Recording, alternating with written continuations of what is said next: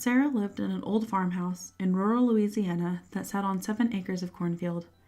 She lived with her family, her mother, her father, and her brother. Sarah had a typical upbringing. She was a senior at the public high school, was the captain of the volleyball team, and maintained straight A's. She helped her family harvest their crop in the fall every year, and since the drought of 2007, they had not had a bad year. Even though Sarah lived a relatively normal life, she had always been plagued with vivid nightmares.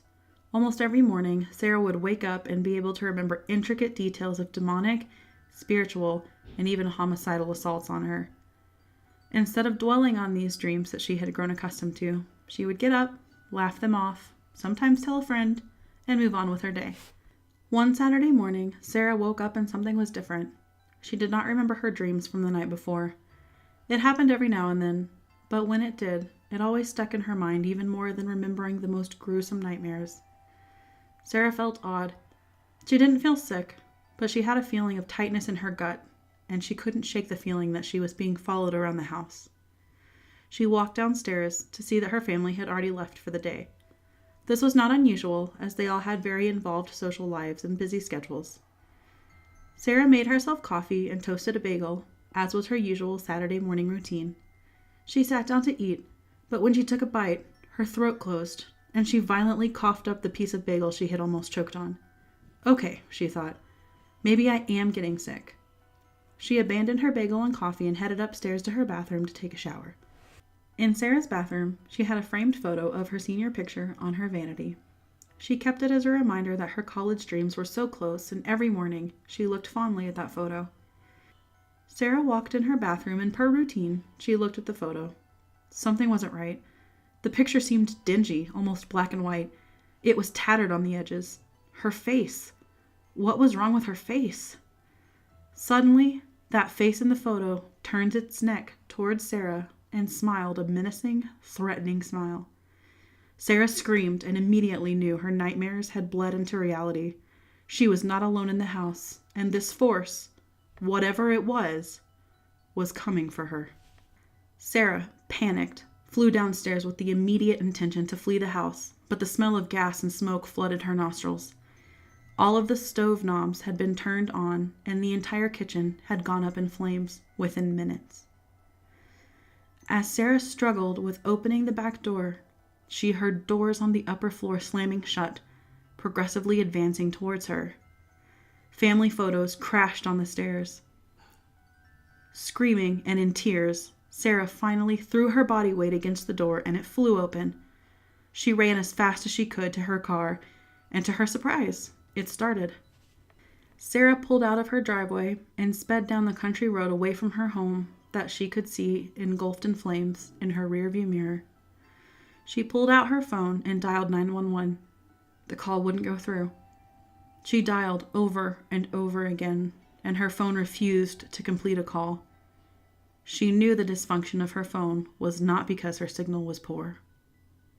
Mom, I have to try Mom, she thought. Sarah called her mom, and to her surprise, her mother was able to answer the call.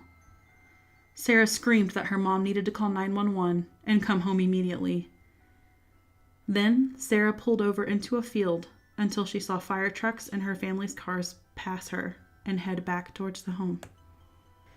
A few hours later, Sarah's family was allowed to wander into the house to recover any personal belongings that may have survived the fire. To her family's surprise, a guest room at the end of the hallway on the bottom floor, while it was charred and black, was not entirely lost. The family gathered in the guest room to discuss the catastrophe. Sarah's family sat on what was left of the bed and stared at Sarah. Sarah paced around the room, back and forth, back and forth. Finally, Sarah's mother asked, "What happened?" Sarah looked at her family, and she told them she believed there was a demonic force present in the house that intentionally set the house on fire. She told them it was coming for her, that they were not safe, and they needed to leave everything behind and never return. Sarah's mother became increasingly concerned for Sarah. This behavior was very out of the ordinary for her bubbly, bright daughter. Sarah's brother and father chuckled. Sarah felt mocked. She started screaming at them that their lives and their souls were at risk, and if they would not come with her, she would leave on her own. Sarah left the room and entered the hallway. At the other end of the hallway, next to the kitchen, a girl was standing there. Sarah froze. She could not speak. She could not move. Fear paralyzed her. The girl was staring intently at her. There were no whites in her eyes, only black. Her skin was a combination of pale gray and yellow. Her long, stringy, dark hair draped over her shoulders and in front of her face. She was laughing to herself under her breath. After 30 seconds of Sarah staring at this terrifying non-person, Sarah took one step back. The girl screamed and suddenly ran down the hallway towards Sarah with both hands reached out in front of her at a speed that seemed impossible. Sarah screamed. She blacked out. She woke up. Sarah sat straight up in bed, partially relieved and partially still paralyzed with that same fear. It was 2:45 in the morning.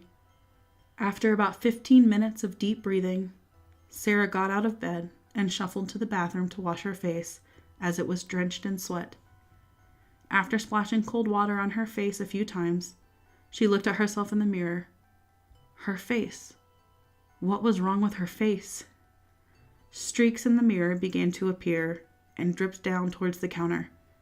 It was a dream, but it wasn't a dream. Sarah no longer belonged to herself.